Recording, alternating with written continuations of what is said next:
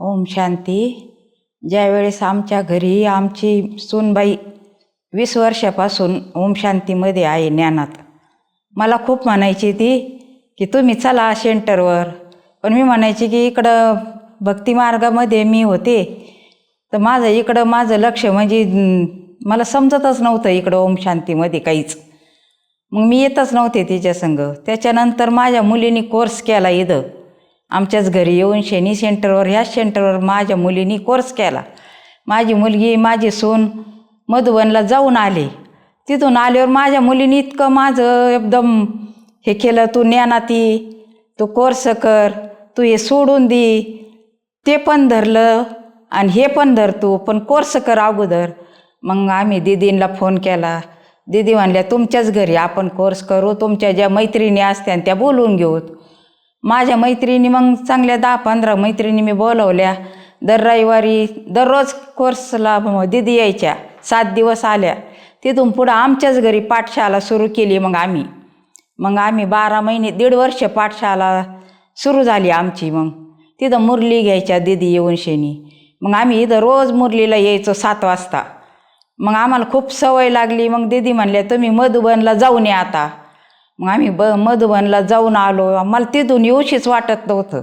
मधुबनवरून इतकं फ्रेश वाटलं ना. इथं आल्यावर मग दीदींना सांगितलं माझा अनुभव. तिथं एकदम म्हणजे 3 वाजताच उठत होतो आम्ही.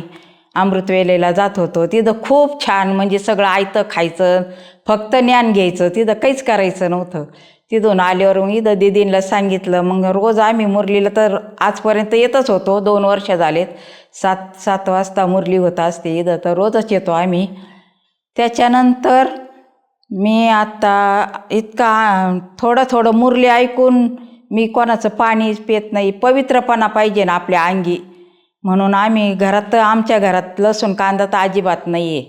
आणि मी कुठं जरी गेले तरी मी पाण्याची बाटली संग नेत असते. मी कोणाचं खातं नाही आणि कोणाचं पाणीसुद्धा पित नाही. इतकं माझ्या मनावर परिणाम झाला आहे हा, की आपण पवित्रपणा पाहिजे ना आपल्या अंगी. त्याच्यानंतर 2 महिने झालेत. आमचा छोटा मुलगा, त्याचं कुटुंब आहे पुण्याला.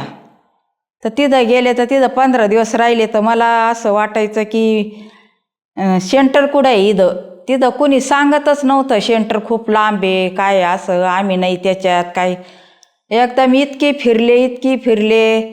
मग एका बाईने सांगितलं की राटणीच्या तिकडं सेंटर आहे म्हणे, खूप लांब आहे ते, तुम्हाला रिक्षाने जावं लागन. मग मी राटणीच्या तिकडं गेले. तिथं असं केळावाल्यांना विचारलं, झाडूवाल्यांना विचारलं इथं सेंटर कुठं आहे, ओम शांतीचं सेंटर माहिती आहे का तुम्हाला. ते नाही आता आम्हाला माहीतच नाही. पुन्हा घरी आले. आपली भावना सगळीच, मला वाटलंच होतं की बाबा मला रस्ता दाखवतील. दुसऱ्या दिवशी मी 4थ्या मजल्यावरून खाली आले आणि बसले, मुरली लावली.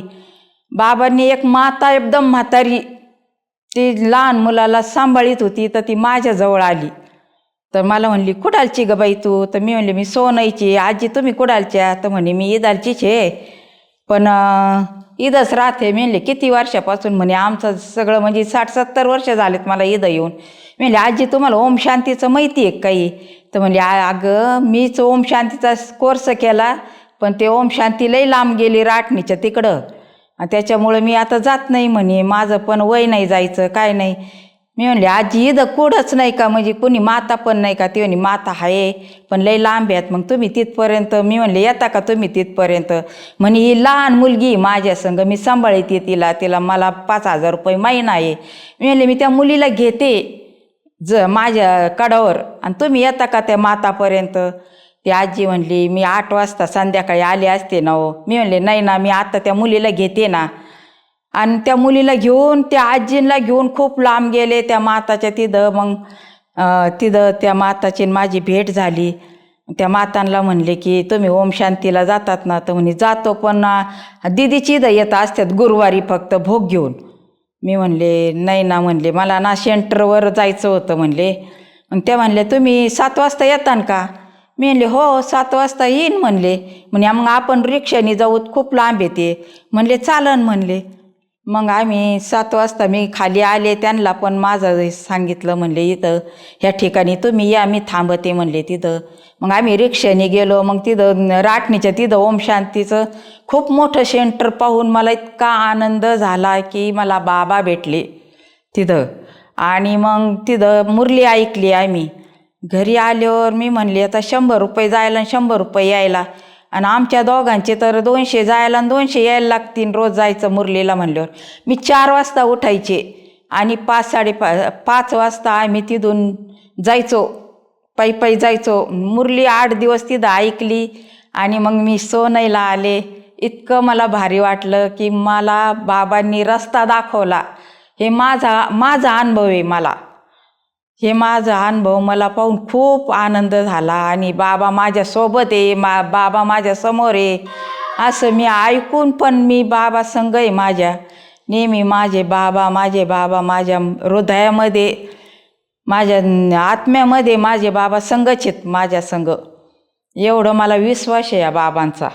आणि मला रोज बाबांची आठवण, म्हणजे 4 वाजल्यापासून मी मुरलीला जायचं म्हणून आम्ही लवकर उठतो. त्यावेळेस 7 वाजूस तर मग आता घरचे थोडेफार झाडून जोडून घ्यावंच लागतं ना मुरलीला यायचं म्हणल्यावर. आणि मग आम्ही 7 वाजता आम्ही दोघं पण इथं मुरलीला येतो. मुरली ऐकली का ते पॉईंट डोक्यात असले का संध्याकाळपर्यंत ते डोक्यात, मग संध्याकाळी मग त्याचं जरशिक विचार करायचा, काय सांगितलं आज बाबांनी काय नाही. बाबा असे सांगत आहेत की एक दिवस असं मुरलीत मी ऐकलं की माझे बच्चे दुःखी राहिले नाही पाहिजेत, माझ्या बच्चांना मी आनंदात ठेवीन, असा शब्द मी बाबांचा ऐकल्यावर तर मी तर खूप आनंदात, खूप आनंदी झाले. आणि मला खूप आनंद झाला. असे मुरली एक पॉईंट ऐकली का मला खूप आनंद होता असतो. एवढंच माझं भाग्य आहे इथं येण्याचं. आणि इथं आले का मी सेवा पण करते. दीदींनी जेवढी सेवा सांगितली का तेवढी सेवा आम्ही करीत असतो इथं. कुणी येऊत, मला काही काम सांगू द्या, दीदी जर म्हणल्यानं तुम्हाला हेच करावं लागन, हो दीदी मी करणार आहे. इथं सेवा म्हणजे मला आवडती सेवा करायला. आणि मी इथं येऊन शेनी सेवा करते, टाईम असला तर पुन्हा येते. एवढं करून शेनी मग मी सेवा करीतच असते इथं. अनुभव म्हणजे आमच्या घरातच आता आम्ही चार जण ज्ञानात आहेत. 4 कमून 5 जण आहेत. माझे 2 नातू, माझी सून आणि माझे पती आणि मी, आम्ही 5 जण आहेत ज्ञानामध्ये आमच्या घरातून. आणि आमची मुलगी तर तिच्या घरातच असते त्यांच्या इथं. कधी फोन आला माझ्या मुलीचा तर अगोदर मुरलीत काय सांगितलं ते मला विचारणार.